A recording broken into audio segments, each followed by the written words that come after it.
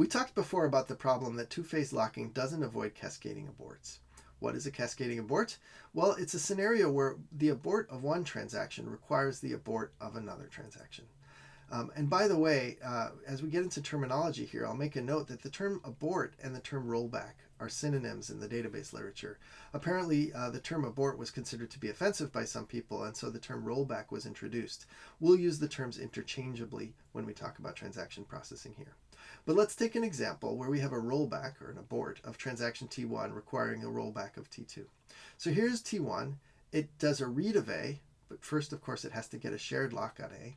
And then it wants to do a write on A, so it gets an exclusive lock on A. So it's got two locks on A, a shared and an exclusive. And then it releases those two locks, but it has yet to commit. Meanwhile, T2 comes along to do a read of A and a write of A, so it gets a shared and then an exclusive lock on A. And then T1 aborts. So at this point, T2 has read a value of A that T1 wrote. But that value is never going to be in the database because T1 aborted. And that means we have to abort T2 because the thing that T2 may write back to the database might depend on the read it did of A, which was a dirty read. Okay, so when T1 aborts, we're forced to abort T2. That's called a cascading abort. So we'll avoid cascading aborts using a scheme called strict two-phase locking.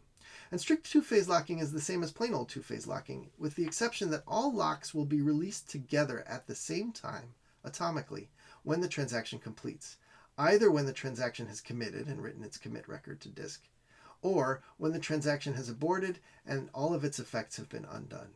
Now, we'll learn about commit records and rollback when we talk about recovery, but the basic idea here is that instantaneously the transaction is going to release all of its locks, either at commit or abort, and the effects of the transaction will be atomically visible in the database.